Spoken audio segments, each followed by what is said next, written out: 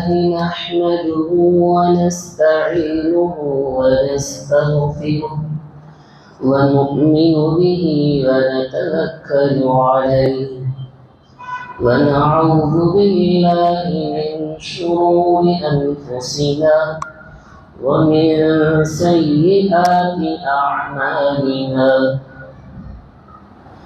من يهده الله فلا مضل له ومن يضلله فلا هادي له ونشهد أن لا إله إلا الله وحده لا شريك له ونشهد أن سيدنا ونبينا ومولانا محمدا عبده ورسوله أما بعد أعوذ بالله من الشيطان الرجيم بسم الله الرحمن الرحيم يا أيها الذين آمنوا إنما الخمر والميسر والأنصاب والأزلام رجس من عمل الشيطان فاجتنبوه لعلكم تفلحون وقال تعالى ولا تقتلوا أنفسكم إن الله كان بكم رحيما صدق الله العظيم اللهم صل على محمد في أول كلامنا اللهم صل على محمد في أوسط كلامنا اللهم صل على محمد في آخر كلامنا رب اشرح لي صدري ويسر لي أمري واحلل عقدة من لساني يفقه قولي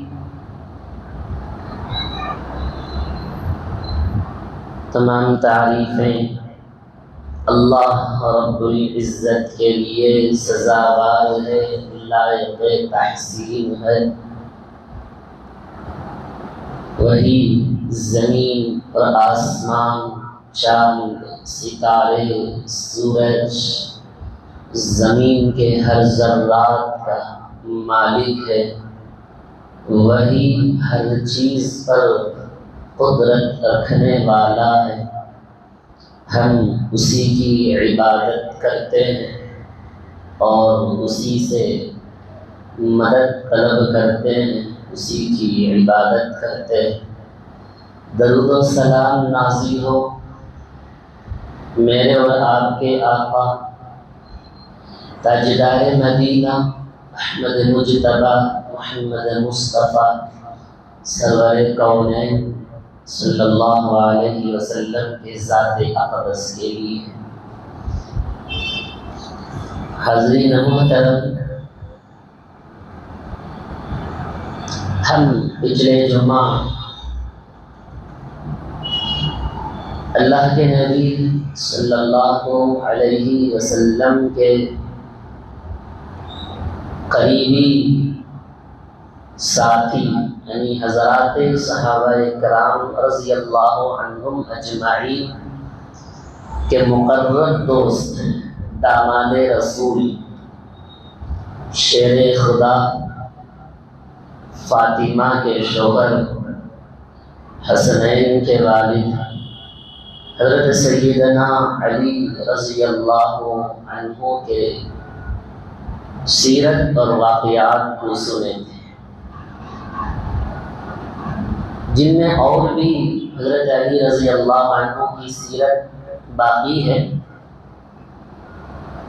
مگر آج کے اس تقریر میں حضرت علی رضی اللہ عنہ کی جو سیرت ہے، جس میں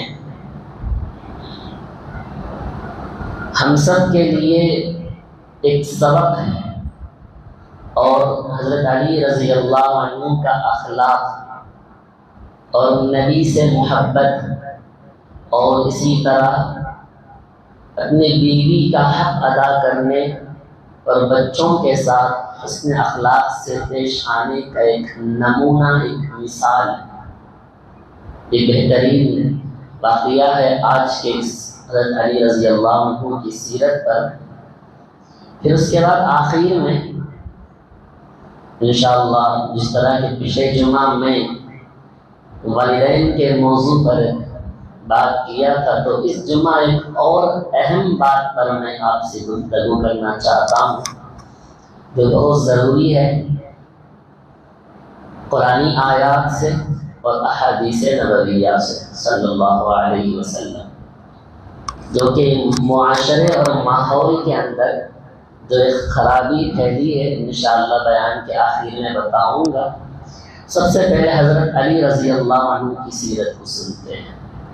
جیسا کہ میں پچھلے جمعہ سب سے پہلے حضرات صحابہ کرام رضی اللہ عنہ اجمعین کے بارے میں بتایا تھا، ایک بات اور یاد رکھ لیں، حضرات صحابہ، یہ صحابی کہتے ہیں کسے؟ صحابی اسے کہیں گے جو ایمان کی حالت میں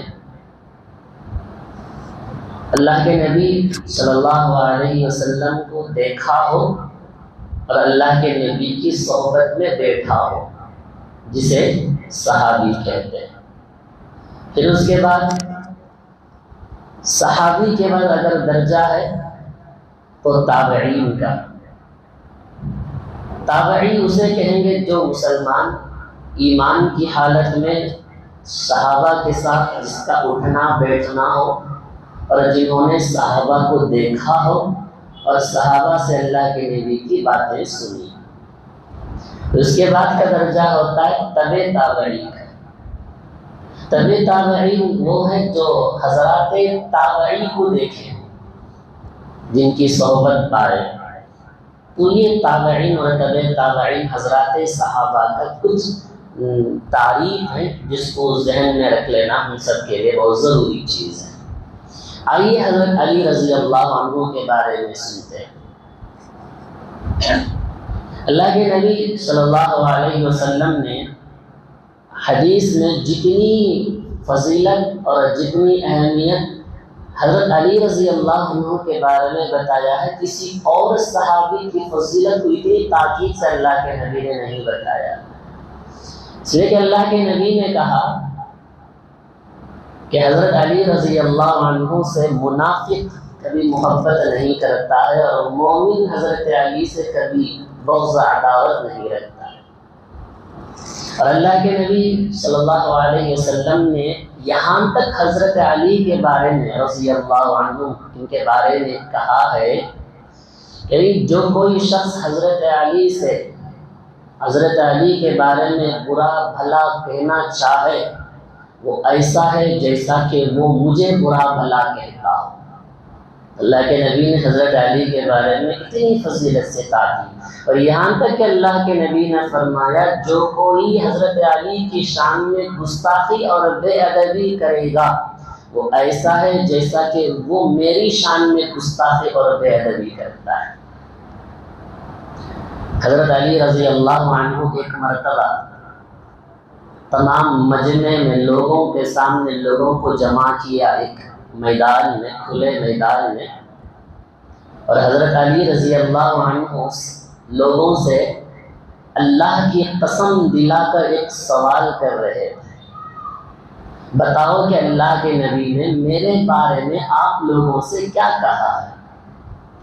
تو اس مجمع سے تقریباً 30 افراد کھڑے ہوئے اور حضرت علی رضی اللہ عنہ سے کہا اللہ کے نبی نے آپ کے بارے میں یہ کہا ہے کہ میں جس کا مولا ہوں علی بھی اس کا مولا ہے، اور اللہ کے نبی نے یہ دعا کی ہے کہ اے اللہ جو علی سے محبت کرتے ہیں تو بھی اس سے محبت کر، اور جو علی سے بغض عداوت رکھتے ہیں تو بھی اس سے بغض رکھ۔ اتنی فضیلت حضرت علی سے اللہ کے نبی کو اتنی محبت تھی۔ اور بھی حضرت علی رضی اللہ عنہ کی فضیلت فرماتے ہیں کہ ایک مرتبہ غزوہ تبوک کے موقع پر اللہ کے نبی مدینہ سے باہر جا رہے تھے تو حضرت علی رضی اللہ عنہ کو اپنا نائب اور خلیفہ بنا کر جا رہے ہیں۔ کسی اور صحابی کو یہ مرتبہ یہ عہدہ نہیں ملا تھا جو خلیفہ بنانے کا مقصد اللہ کے نبی کو حضرت علی کو ملا۔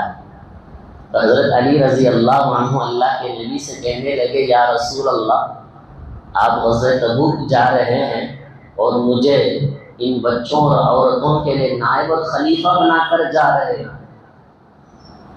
اللہ کے نبی صلی اللہ علیہ وسلم نے کہا کیا تم اس بات کو پسند نہیں کرتے؟ جیسا کہ حضرت موسیٰ نے حضرت ہارون علیہ السلام کو بنی اسرائیل کا خلیفہ بنا کر گئے تھے۔ یعنی بولنے کا مطلب یہ تھا اللہ کے نبی کا، جب حضرت موسیٰ علیہ السلام کوہ طور گئے تھے 40 دن تک، تو بنی اسرائیل میں اپنا نائب اور خلیفہ حضرت ہارون علیہ السلام اپنے بھائی کو خلیفہ بنا کر گئے۔ اللہ کے نبی نے کہا حضرت موسیٰ علیہ السلام کی نگاہ میں حضرت ہارون کی جو وقار اور جو اہمیت تھی وہی وقار وہی اہمیت میرے نظر میں تم ہو۔ حضرت علی کو اللہ کے نبی نے اشارہ کیا۔ اور بھی حضرت علی رضی اللہ عنہ کی فضیلت ہے۔ حضرت علی رضی اللہ عنہ بار بار تحدیث بالنعمہ کے طور پر، نعمت اور فخر کے طور پر یہ کبھی کبھی کہا کرتے تھے کہ میرے زبان مبارک میں سب سے پہلے اگر کسی کا لقمہ اگر گیا ہے تو اللہ کے نبی کا تھوکے مبارک۔ اللہ کے نبی نے فتح خیبر کے موقع پر لوگوں سے کہا کہ میں آج اسلام کا جھنڈا اس آدمی کے حوالے کروں گا۔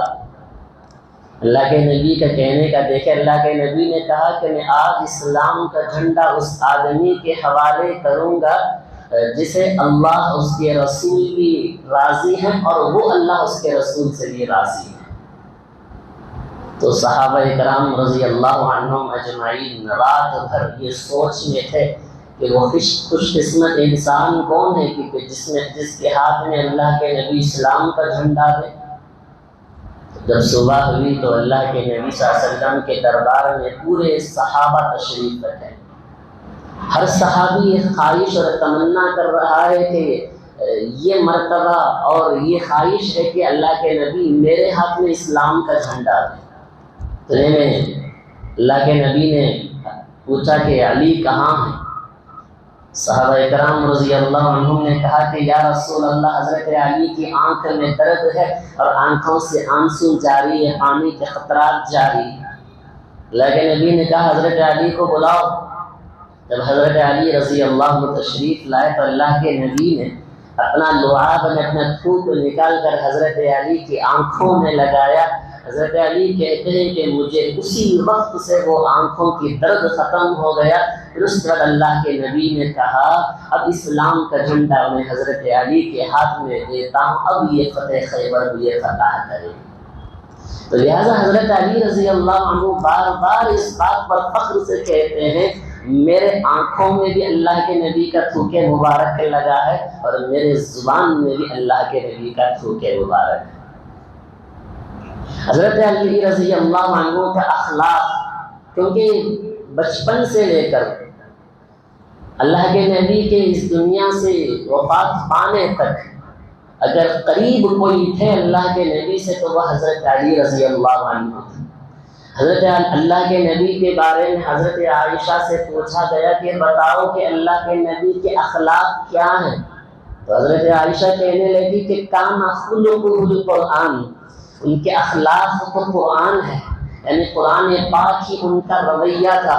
صبح سے لے کر شام تک اللہ کے نبی قرآن پاک کی تلاوت میں مشغول ہو جایا کرتے تھے۔ اگر اللہ کے نبی کے اخلاق کو دیکھنا ہے تو قرآن پاک اٹھا کر دیکھو، اس قرآن پاک میں اللہ نے نبی پاک صلی اللہ علیہ وسلم کے اخلاق اور صفات کو ذکر کر کے رکھا ہے۔ تو حضرت علی اللہ کے نبی سے بالکل قریب تھے۔ حضرت علی رضی اللہ عنہ کو ذمہ داری ہونے کے باوجود بھی اللہ کے نبی سے بڑی محبت تھی۔ خود تنگی میں تھے حضرت علی رضی اللہ عنہ، فاتح کی زندگی گزر رہی تھی مگر نبی کے گھر میں فاتح کو دیکھ کر حضرت علی کو رہا نہیں گیا۔ گوارا نہیں آیا۔ حضرت علی رضی اللہ عنہ خود مزدوری کر کے اللہ کے نبی کے لیے کھانے کا انتظام کیا کرتے۔ اللہ کے نبی سے بڑے بے پناہ محبت حضرت علی رضی اللہ عنہ۔ ایک مرتبہ حضرت علی رضی اللہ عنہ کو معلوم ہوا کہ اللہ کے نبی صلی اللہ علیہ وسلم کے گھر میں فاقہ چل رہا ہے، تو حضرت علی رضی اللہ عنہ یہ سوچے کہ چلے ہم جا کر مزدوری کرتے ہیں اور اللہ کے نبی کے لیے کچھ کھانے کا انتظام کریں۔ تو حضرت علی رضی اللہ عنہ ایک یہودی کے یہاں گئے تھے مزدوری کرنے کے لیے۔ مزدوری یہ تھی حضرت علی کی، کنویں سے پانی نکالنا ہے، ایک ڈول کے بدلے میں ایک کھجور اجرت پر دیا جائے گا حضرت علی رضی اللہ عنہ۔ اور یہودی نے کہا کہ آپ جتنا ڈول نکالیں گے اتنا کھجور آپ کو دیا جائے گا، اور یہاں جتنا بھی کھجور رکھا گیا ہے قسم قسم کے الگ الگ کھجوریں ہیں، ان میں سے آپ جو لینا چاہے لے سکتے ہیں۔ حضرت علی رضی اللہ عنہ تقریباً 17 ڈول پانی نکال کر 17 اجوا کھجوریں اجرت پر لے کر اللہ کے نبی کی خدمت میں گئے۔ اللہ کے نبی صلی اللہ علیہ وسلم نے پوچھا اے علی کیا ہے؟ کہا اللہ کے نبی میں نے معلوم کیا کہ آپ کے یہاں فاقہ اور تنگی ہے، تو میں محنت اور مزدوری کر کے آپ کے لیے یہ کھانے کا انتظام کیا۔ اللہ کے نبی نے حضرت علی رضی اللہ عنہ سے پوچھا کیا آپ نے یہ کام اللہ اور اس کے رسول کی محبت کی خاطر کیا ہے؟ اس کے بعد اللہ کے نبی نے ایک جملہ کہا ہے، وہ ہم سب کے لیے بڑا ہی عمل کرنے والے کی ضروری ہے۔ اللہ کے نبی نے حضرت علی سے کہا جب تم نے اللہ اور اس کے رسول کے محبت کی خاطر محنت اور مزدوری کر کے مجھے اپنی محنت سے مزدوری کر کے کھجور لا کے دیے ہیں، اللہ کے نبی نے کہا جو کوئی اللہ اور اس کے رسول کی باتوں کو مان کر اپنی زندگی کو بسر کرے گا کبھی اس کی زندگی میں افلاس اور تنگی ہرگز نہیں آئے گی۔ یہ دعا حضرت علی رضی اللہ عنہ کو اللہ کے نبی نے دیا، یہی حکم ہم سب کے لیے، تمام امت مسلمہ کے لیے حکم ہوتا ہے۔ جو کوئی بندہ اللہ کے نبی کے ذات سے، اللہ کے نبی صلی اللہ علیہ وسلم کے طریقے پر، سنت پر اپنی زندگی کو گزارے، اور جو کوئی اللہ کے احکام پر اپنی زندگی کو گزارے، جیسے کہ اللہ کے نبی نے کہا اپنی زندگی کو اللہ اور اس کے رسول پر ڈھالنے والے کے لیے کبھی تنگی اور افلاس اپنی زندگی میں ہرگز نہیں دیکھو گے۔ یہ اخلاق اور یہ محبت حضرت علی کو اللہ کے نبی سے، اتنا ہی اخلاق نہیں، یہ اخلاق اپنے گھر والوں کے ساتھ بھی حضرت علی رضی اللہ عنہ کیا کرتے تھے۔ ازدواجی زندگی، بیوی سے اپنا حق کیسا کرنا ہے، اپنا حق ادا کرنا کیسا ہے، وہ حضرت علی رضی اللہ عنہ کی تعلیم اور ان کے اخلاق کو اٹھا کر دیکھیں، تاریخ کا مطالعہ کریں تو معلوم چلے گا۔ یہ دونوں کی زندگی جو ہوتی ہے میاں بیوی کی، شوہر بیوی کا حق ادا کرے اور بیوی شوہر کا حق ادا کرے، یہ دونوں اپنا حق ادا نہ کرنے کی وجہ سے آج معاشرے کے اندر جو برائیاں دیکھنے میں ملتی ہے، انہی برائیوں کی وجہ سے آپسی نا اتحاد نا اتفاق کا دور بڑھ گیا ہے۔ اسی وجہ سے نا اتحاد کی وجہ سے طلاق اور خلع کا مسئلہ آ کر کھڑا ہو گیا۔ وجہ یہ ہے کہ یہ اس کا حق ادا کرنے کے لیے تیار نہیں اور یہ اس کا حق ادا کرنے کے لیے تیار نہیں۔ مگر حضرت علی رضی اللہ عنہ کے ایک واقعے سے پتہ چلتا ہے اپنی بیوی کا حق کیسا ادا کرتے ہیں۔ شادی کر لینا کوئی بڑی بات نہیں، شادی کرنے کے بعد نان و نفقے کی ذمہ داری شوہر پر واجب ہو جاتا ہے، اور بیوی کے لیے ضروری ہے کہ اس کے لیے اس کا حق ادا کرے۔ حضرت علی رضی اللہ عنہ ایک مرتبہ اللہ کے نبی صلی اللہ علیہ وسلم حضرت فاطمہ کے گھر تشریف لے جاتے ہیں۔ اللہ کے نبی نے حضرت فاطمہ سے پوچھا کہ میرے بچے کہاں ہیں؟ اس سے مراد حضرت حسن و حسین رضی اللہ عنہما۔ اللہ کے نبی نے کہا کہ میرے بچے کہاں ہیں؟ حضرت فاطمہ کہتی ہیں ابا جان جب ہم صبح اٹھے تو دیکھا کہ گھر میں ایک لقمہ کھانے کے لیے کچھ نہیں تھا، نہ پینے کے لیے کچھ گھر میں ہے۔ تو حضرت علی نے ان کے والد نے حضرت حسن و حسین کو، یہ دونوں کو لے کر مزدوری کے لیے گئے۔ انہوں نے کہا کہ بچے گھر میں رہیں گے تو بھوک کی وجہ سے روئیں گے اور آپ ان دونوں کی رونے کو دیکھ کر برداشت نہیں کرے گی۔ اس بات کو سن کر اللہ کے نبی صلی اللہ علیہ وسلم، واقعہ دیکھیں کیسا ہے، ہم اور آپ کی زندگی میں تنگیاں، افلاس، پریشانیاں آتی ہیں، مگر نبی کا گھرانہ اور اہل بیت کا گھرانہ تنگی کیسے گزرتا ہوگا۔ اللہ کے نبی صلی اللہ علیہ وسلم کبھی اپنا کپڑا اٹھا کر صحابہ کو دکھاتے تھے کہ آپ تو 1 دن کے بھوکے ہوں گے، میں تو 3 دن کا بھوکا ہوں۔ پیٹ میں پتھر باندھ کر اللہ کے نبی دین کی خدمت کیا کرتے تھے، صحابہ کو نمازوں کی دعوت دیا کرتے تھے۔ یہ میرے نبی کے قربان ہیں، میرے نبی کے تمام اعمال پر قربان ہیں ہم سب۔ اللہ کے نبی صلی اللہ علیہ وسلم تشریف لے گئے اس یہودی کے پاس، دیکھا کہ حضرت حسن و حسین ایک صراحی جو مٹی سے بنا ہوا ایک ہانڈی ہے جس سے حضرت حسن و حسین کھیل رہے تھے، ان بچوں کے سامنے کچھ کھجوریں پڑے ہوئے دکھے۔ اللہ کے نبی نے حضرت علی سے کہا، اے علی ان دونوں کو اپنے گھر لے چلو، دھوپ زیادہ ہو چکی ہے۔ حضرت علی نے کہا، یا رسول اللہ آپ تو جانتے ہیں کہ فاطمہ کے یہاں صبح سے کھانے کے لیے کچھ نہیں ہے، آپ تھوڑی دیر یہاں انتظار کیجئے، تشریف رکھیے، میں محنت اور مزدوری کر کے آتا ہوں تاکہ فاطمہ کچھ کھانا کھا لے، کیونکہ فاطمہ گھر کی اتنی خدمت کرتی ہے کہ کھانے کے لیے کچھ لقمہ اس کے پاس نہیں ہے۔ اگر میں اس کا حق ادا نہیں کروں گا تو کل میں اللہ کے پاس اس کا سخت پکڑ مجھے ہوگا کہ میں تو شادی کر لیا ہوں، مجبوری میں فاتح میں، اگر میں اپنی بیوی کو صحیح خدمت نہیں کر سکا تو اس کا پکڑ اللہ کے پاس ہوگا۔ یا رسول اللہ آپ تھوڑی دیر یہاں تشریف رکھیے، میں محنت اور مزدوری کرتا ہوں۔ حضرت علی رضی اللہ عنہ محنت اور مزدوری کر کے آخر میں ایک کپڑے میں تھوڑا سا کھجور جمع کر کے اللہ کے نبی کے ساتھ تشریف لے جا کر فاطمہ کو کھلا دیتے۔ واقعہ دیکھنے میں مختصر ہے عزیزوں، واقعہ دیکھنے پر بڑا مختصر ہے۔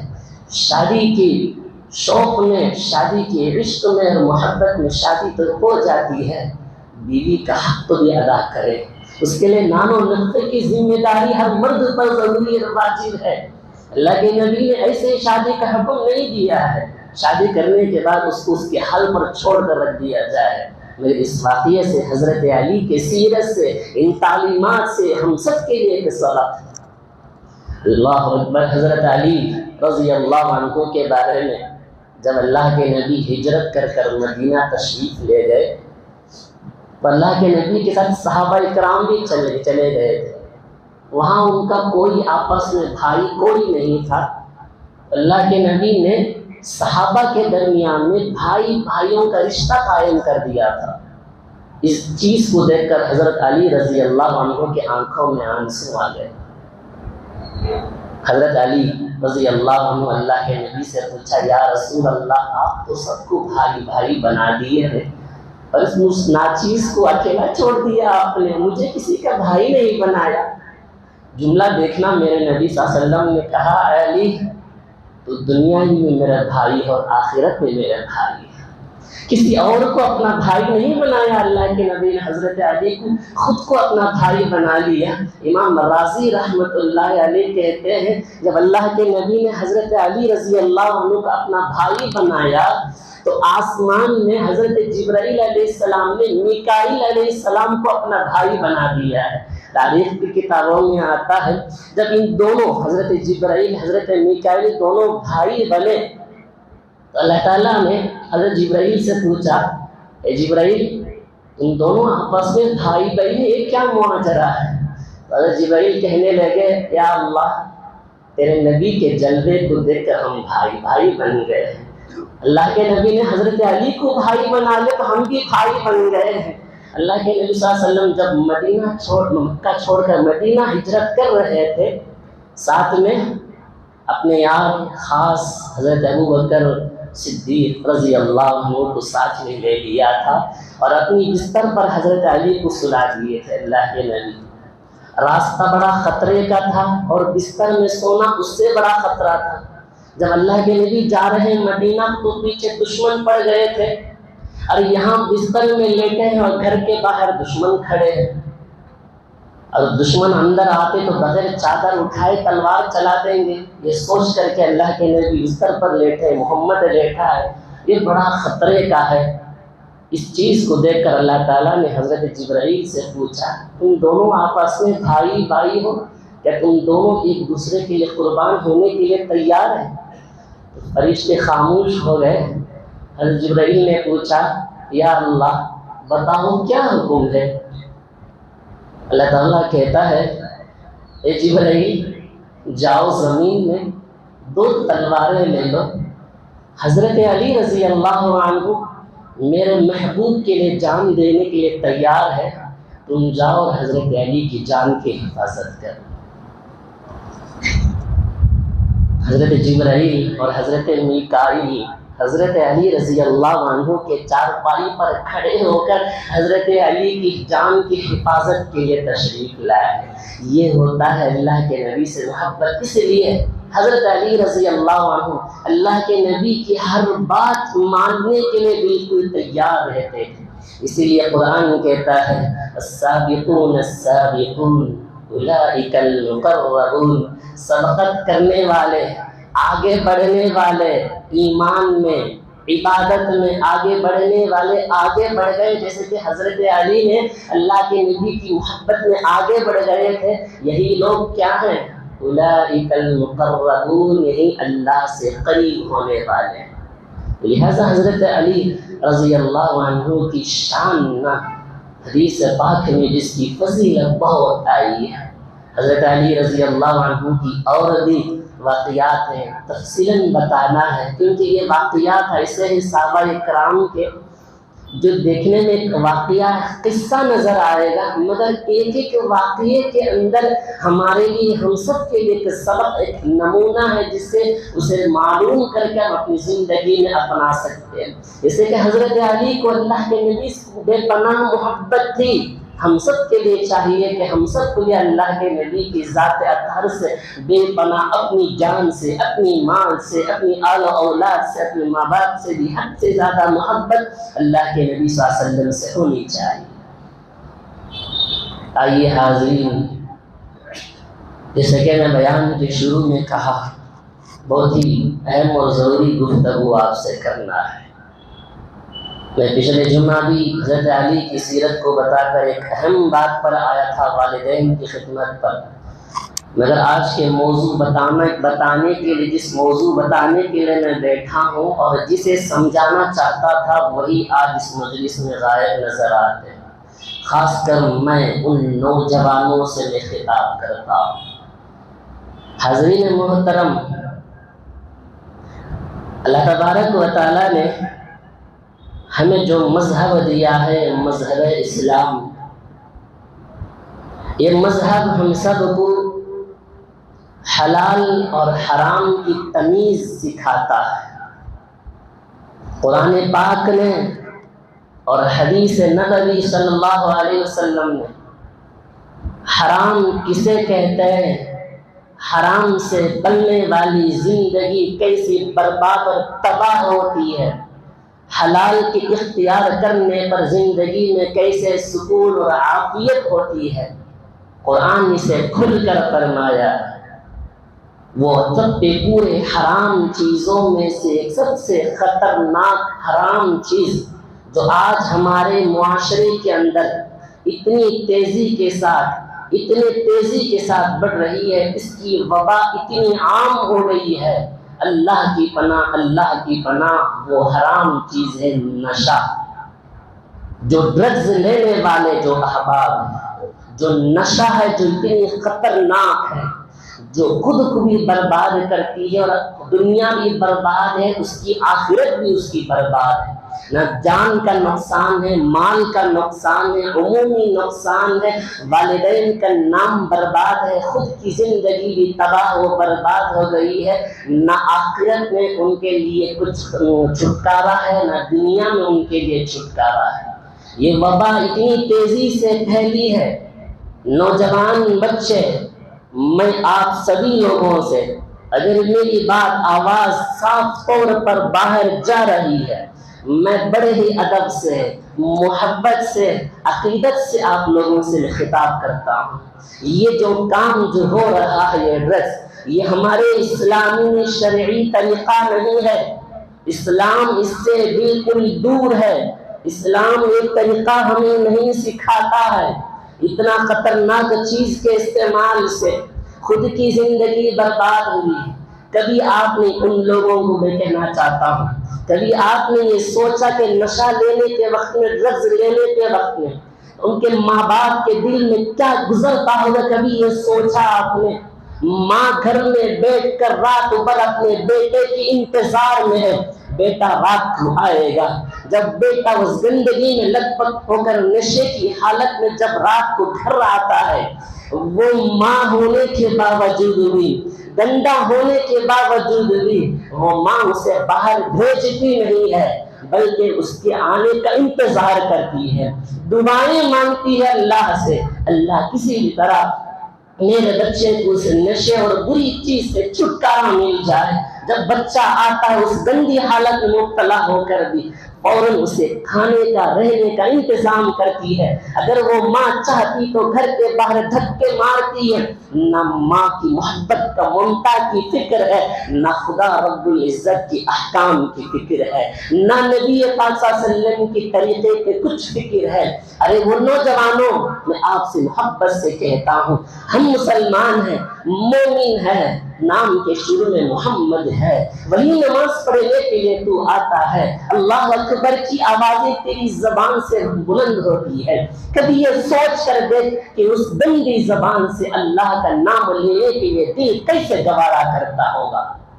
قرآن پاک اٹھا کر دیکھیں، اللہ تبارک و تعالیٰ نے جو ہمیں صحت دیا ہے، جو نعمتیں ہیں اللہ تبارک و تعالیٰ کی بہت بڑی نعمت ہے، اس نعمت کا حق ادا کرنا ہم سب کے لیے ضروری ہے۔ اللہ کے پاس اس صحت کا سوال ہوگا، اللہ پوچھے گا وَلِجَسَدِكَ عَلَيْكَ حق، تیرے جسم کا تجھ پر حق ہے۔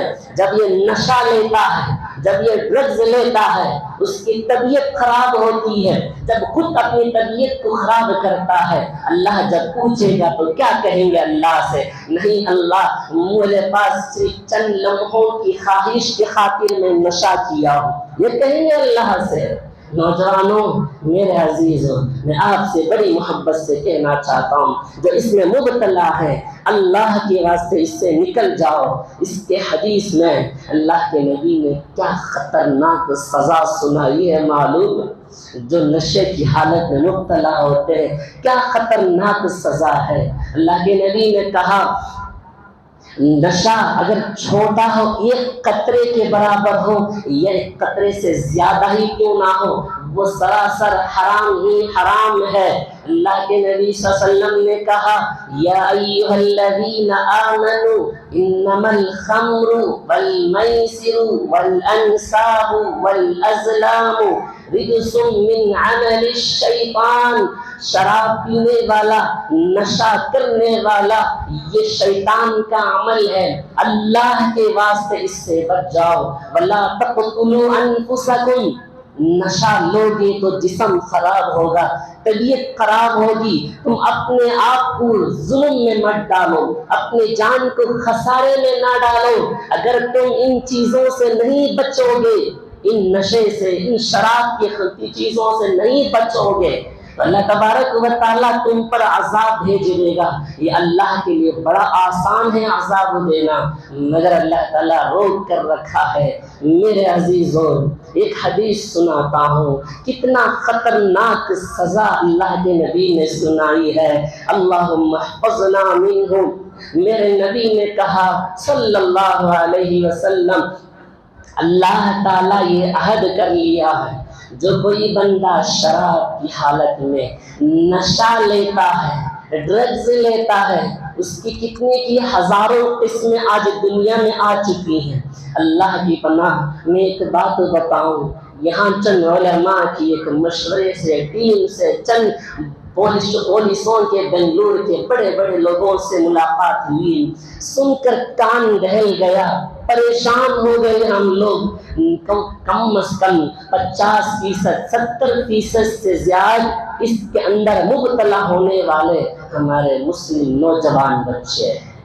اللہ اکبر، اللہ اکبر، اللہ کی پناہ۔ میرے نبی نے کہا اللہ تعالیٰ نے عہد کر لیا ہے، جو نشہ لیتا ہے، جو ڈرگس کی حالت میں ہوتا ہے، اللہ تعالیٰ کل اس کو آخرت میں طینۃ الخبال پلائے گا۔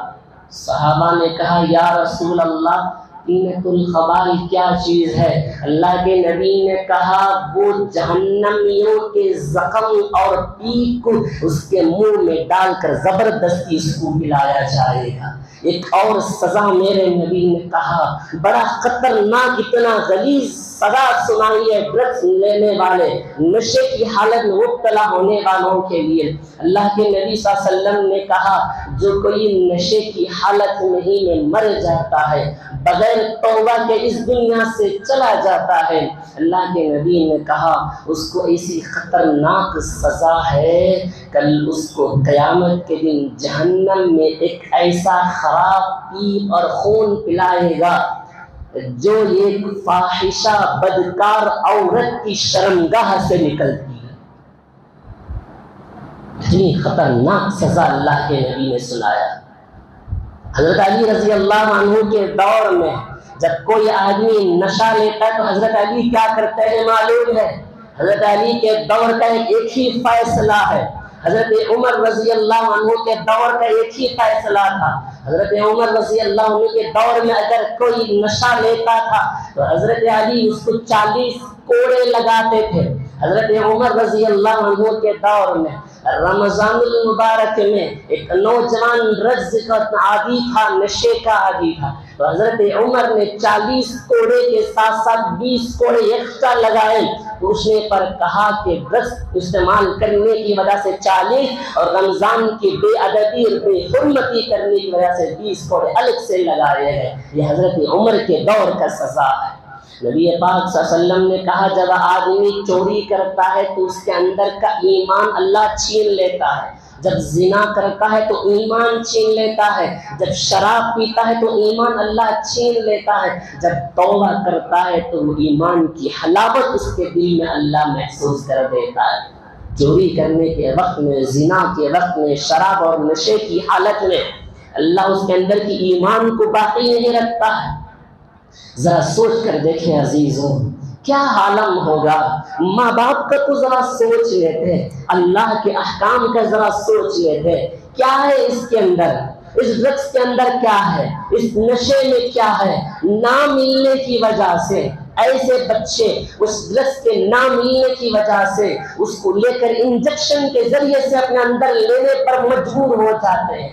18 قسم کے آپ کے زہر یہ دنیا کے اندر ماحول کے اندر پھیل چکا ہے، کھلے عام ہو رہا ہے، یہ کوئی چھپا چھپا ہو رہا تھا، آج یہ کھلے عام ہو رہے ہیں۔ جب آدمی نشہ ورز لیتا ہے اس کی سوچ سمجھ اس کے دماغ سے غائب ہو جاتا ہے، نہ ماں کی فکر، نعوذ باللہ اس حالت میں ماں کو گالی دیتا ہے۔ ارے نوجوان ذرا دل پر گوارا رکھ کو دے، تیرے ہاتھ کو دیکھ کر دیکھ کیا ہوتا ہے، ماں کا دل کیسا تڑپتا ہوگا جس ماں نے تجھے 9 مہینہ پیٹ میں رکھ کر پالا ہے۔ اس دل کو دیکھنے کے لیے جو نشے کی حالت میں آ کر ماں کو گالی دینے کے لیے تھا، اس نشے کی حالت میں نہ باپ کی فکر، نہ ماں کی فکر، نہ نماز کی فکر، نماز کی توفیق کو اللہ چھین لیا ہے۔ اور کیا فرمایا اس کے تعلق سے؟ میرے نبی صلی اللہ علیہ وسلم نے کہا نشے کا ایک لت، شراب کا ایک گھونٹ جس بندے کے پیٹ میں چلا جائے اللہ تعالیٰ اس کی 40 دن کی نمازیں قبول نہیں کرتا ہے۔ اللہ کے نبی صلی اللہ علیہ وسلم نے صرف اتنا ہی نہیں کہا جس کے پیٹ میں ذرہ برابر نشے کا ایک قطرہ بھی چلا جائے اللہ کے نبی نے کہا کہ جنت اس پر حرام کر دی گئی۔ کس جرأت میں کر رہے ہیں بتائیں، کس جرأت میں، کس ہمت میں یہ کام ہو رہا ہے؟ چند لمحوں کی خواہش کے لیے، 1 گھنٹے کی خواہش کے لیے پیسہ نہ ملنے پر چوری ڈکیتی کرنے کی عادت بن جاتی ہے۔ ایک مسلمان غیر کے سامنے کھڑے ہو کر اس کے پیر پکڑنے پر مجبور ہے۔ آج وہی مسلمان نوجوان بچہ ایک پولیس اسٹیشن میں جا کر کھڑے ہو کر اپنی عزت کو، اپنے ماں باپ کی عزت کو نیلام کر رہا ہے۔ کبھی سوچا کہ یہ کیا ہو رہا ہے؟ یہ مذہب اسلام نہیں سکھاتا ہے، یہ اسلام کا طریقہ نہیں ہے۔ حبیب مصطفیٰ صلی اللہ علیہ وسلم کے نام لیوا ہیں، جناب رسول صلی اللہ علیہ وسلم کے غلام ہیں۔ غلامان مصطفیٰ کے لیے یہ کام شیوا نہیں ہے۔ میرے عزیزوں، میرے نوجوانوں، اللہ کے لیے اس کو چھوڑ دو، اللہ کے لیے چھوڑ دو۔ یہاں کے چند لمحوں کی خواہش کی خاطر آخرت میں سخت سزا ہو جائے گی۔ اللہ کے واسطے بچ جاؤ۔ ماں باپ کے دل کبھی مت دکھانا جس کی وجہ سے، اللہ اکبر، ایک نوجوان کے واقعہ کتابوں میں آتا ہے۔ بڑا نیک بخت انسان تھا، ایک اپنے شہر سے دور ہو کر عبادت میں مصروف رہتا تھا۔ ایک فاحشہ بدکار عورت نے اپنی ایک غلام باندی کو اس نوجوان کو کے پاس جا کر بلا بھیجا، جاؤ اسے کسی معاملے کا گواہی دینے کے لیے اس نوجوان کو یہاں بلا بھیجو۔ اس نوجوان کو بلایا گیا۔ جب نوجوان اس فاحشہ اور بدکار عورت کے گھر پر جب داخل ہوئے تو اس کے گھر کے دروازے بند کر دیے، اور اس عورت کے ہاتھ میں شراب اور ایک بچہ تھا۔ اس نیک نوجوان سے کہا گیا، 3 باتوں میں سے کوئی ایک بات قبول کر لے، اگر قبول نہیں کیا تو میں چیخ اور چلا کر تیری عزت کو نیلام کر دوں گی۔ نمبر 1 تھا کہ اس شراب کے جام کو پی لے، اگر نہیں تو اس بچے کو قتل کر دے، اگر نہیں تو مجھ سے بدکاری والا کام کر لے۔ تو نوجوان سوچا کہ بدکاری تو ہرگز نہیں، قتل تو ہرگز ہو نہیں سکتا، تو لہٰذا شراب کے جام کو لیا اور وہ پی لیا۔ شراب کے نشے میں اتنا دھن سوار ہو گیا، ادھر سے بدکاری بھی کیا اور اس بچے کو قتل بھی کیا۔ اس واقعے کو بتا کر یہ لکھتے ہیں، جب انسان نشے میں آ جاتا ہے کسی کا کوئی خواب و خیال اس کے دماغ میں نہیں ہوتا ہے، نہ ماں کی فکر، نہ باپ کی فکر، نہ بھائی بہنوں کی فکر، کسی کی فکر نہیں۔ نماز سے تو اتنا دور چلا جاتا ہے، اس کی یہ نہیں پتا ہوتا کہ اذان ہو رہی ہے یا کہ نہیں ہو رہی ہے۔ آج ان مساجد میں میرے عزیزوں نوجوانوں، بڑا ہی ادب سے آپ سے درخواست کرتا ہوں، آج مساجد میں نوجوانوں کی کمی کیوں ہے؟ آج کھلے عام آپ لوگ باہر جا رہے ہیں، جاؤ ایسے دوستوں کے ساتھ اپنا تعلق بڑھاؤ جس دوستوں کے درمیان میں غلط اور بدکاری کی باتیں نہ ہو۔ نشہ لینے والوں کے دوستوں سے اپنے تعلقات کو کاٹو۔ ایک اور واقعہ، حضرت جنید بغدادی رحمت اللہ علیہ فرماتے ہیں، حضرت جنید بغدادی رحمت اللہ علیہ جب تقریر کر رہے تھے، ایک نوجوان آیا اور فوراً کہنے لگا، حضرت آپ کی بات تو بڑی مجھے دل میں لگ گئی ہے، کیا اللہ تعالیٰ سے آج میں توبہ کروں تو اللہ تعالیٰ توبہ قبول کر لے گا؟ اس لیے کہ میں 40 سال تک نشے کی حالت میں شراب میں مبتلا تھا۔ حضرت جنید بغدادی رحمت اللہ علیہ نے پوچھا، کیا تیرا کوئی انتظار کر رہا ہے؟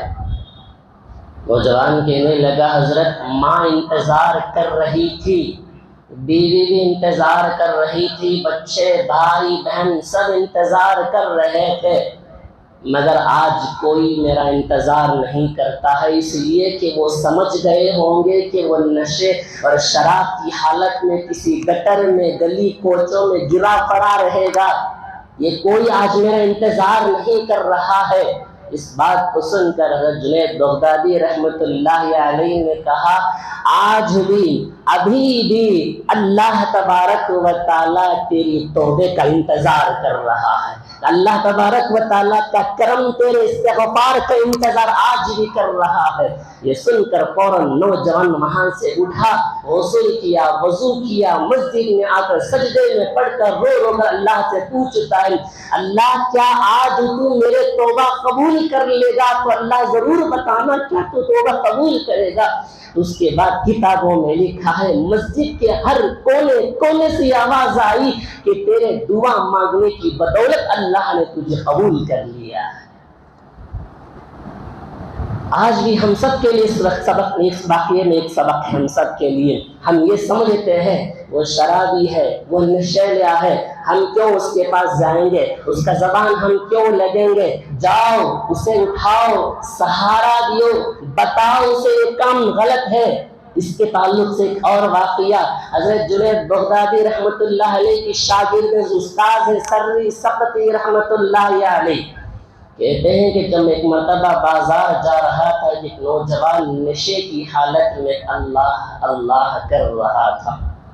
میں پریشان ہو گیا کہ اس گندی زبان سے اللہ کا نام لیتا ہے، تو لہٰذا میں ایک پانی لیا اور اس کے منہ اور اس کے چہرے کو دھو کر آ گیا۔ صبح جب نوجوان کو نشے کی حالت سے باہر نکلا تو محلے والوں نے اس سے کہا کہ تجھے معلوم ہے کل کیا واقعہ پیش آیا؟ وہ کیا؟ کہنے لگے کہ کل رات جب تو نشے کی حالت میں مدہوش تھا، ایک سری سقطی جو بہت بڑے بزرگ ہیں آئے اور تیرے چہرے اور منہ کو دھو کر چلے گئے ہیں۔ اللہ کے واسطے تو یہاں سے اٹھ جا اور توبہ کر لے، ہمیشہ کے لیے ان چیزوں سے باز آ جا۔ حضرت سری سقطی رحمت اللہ علیہ کہتے ہیں کہ جب میں جا کر رات میں آرام کیا تو خواب میں کوئی کہنے والا کہہ رہا تھا کہ اے سری، تم نے خدا کے خاطر اس بندے کے منہ کو دھو دیا ہے، اللہ تعالیٰ نے اس بندے کے دل کو دھو دیا۔ تو نے اللہ کی خاطر اس کے منہ کو دھویا نا، اللہ تعالیٰ آج اس کے خاطر اس کے دل کو دھو دیا ہے۔ حضرت سری سقطی فرماتے جب میں صبح اٹھا اور تہجد کے لیے مسجد گیا نماز پڑھنے کے لیے، دیکھتا ہوں کہ میرے سے پہلے وہ نوجوان مسجد میں نماز کے لیے کھڑا تھا۔ نماز سے فارغ ہوا، میں اس سے نوجوان سے پوچھا، نوجوان بتا کیا حال ہے تیرے اندر، اتنا بدلاؤ کیسا؟ اور نوجوان کہتا ہے کل رات تو اللہ تعالیٰ نے آپ کو خواب میں بتا دیا میرے بارے میں، تم مجھ سے کیوں پوچھتے اس کی؟ لہٰذا اس بتانے کا مقصد یہ ہے، ہم یہ سمجھتے ہیں کہ ایک شرابی ہے اس کے پاس نہیں جائیں گے، اس کے پاس جائیں گے تو عادت خراب ہو جائے گی، ایک نشیلی ہے تو اس کے پاس ہم کیوں جائیں گے، ہمارا اس سے کیا تعلق ہے، جو کرنا ہے کر لینے دو، کہیں جا کر مرنے دو۔ میں کہتا ہوں کہ میری اور آپ کی، محلے کی ہر فرد کی یہ ذمہ داری ہے، ایسے نشے میں مبتلا ہونے والے فرد کو جاؤ، اسے جگاؤ، اسے سہارا دے، اسے کہو یہ کام بالکل غلط ہے اللہ کے لیے، یہ کام کو تو چھوڑ دے، ایک مرتبہ تو آ جا مسجد کو، اپنے سر کو اللہ کے سامنے سجدہ ریز کر کے مان کے دیکھ، اللہ تعالیٰ تیرے دل کے دنیا کو بدل دے گا اور نشے کی چیز سے تو ختم ہو کر باہر آ جائے گا۔ یہ ہم سب کی ذمہ داری ہے، میری اور آپ کی۔ اس کے لیے کوئی بہترین قدم اٹھانا پڑے گا ہمارے لیے، ہم ایسے اس کو چھوڑ نہیں سکتے۔ کل اللہ پوچھے گا، تیرا ایک دوست، تیرا ایک پڑوسی، تیرا محلے کا ایک ساتھی ڈرگس کی حالت میں مبتلا ہو کر گلی میں پڑا تھا، تجھے معلوم تھا، تو ایک دوسرے سے کہہ رہا تھا کہ ایک بڑا نشیلی ہے، یہ شرابی ہے، تو دیکھ کر صرف ایک دوسرے سے کہہ رہا تھا، تو اسے بچانے کی کوشش کیوں نہیں کیا؟ کہ اللہ سے کہیں گے اللہ اس سے بھی ہمارا کیا تعلق ہے؟ نہیں یارو، نہیں عزیزو، ایسا نہیں ہو سکتا ہے۔ جاؤ اسے سمجھاؤ، اسے سہارا دو، کہو کہ اس چیز سے بچ جاؤ۔ ایک نہ ایک دن آپ کے اس بولنے کی وجہ سے اگر اللہ تعالیٰ اس کے اندر ہدایت دے دیا، توفیق دے دیا، آپ کے کہنے کی بدولت، آپ کے دعا کی بدولت اگر اس کے دل کے اندر کی دنیا بدل گئی تو وہ سدھر گیا، تو آپ کے لیے نجات کے لیے کافی ہو جائے گا۔ بہت ضروری ہے اس کے اوپر اقدام اٹھانا ہے، قدم اٹھانا پڑے گا اس کے لیے، اس چیز کے لیے کوشش کریں، ورنہ عزیزو، میرے پیارو، اللہ کے نبی کی وہ حدیث جو نشے کی حالت میں بغیر توبہ کے اس دنیا سے چلا گیا تو اللہ تعالیٰ جہنمیوں کا خون اور پیٹ سخت زبردستی پلائے گا۔ اللہم احفظنا منہ، اللہ ہمارے تمام نوجوانوں کی عزت اور آبرو کی ان کی حفاظت فرمائے، ان کے جان کی، ان کے مال کی، ہر چیز کی حفاظت فرمائے۔ اس سے باز آنے کے لیے اللہ تعالیٰ ان کو توفیق اور سعادت نصیب فرمائے۔ وما علینا الا البلاغ۔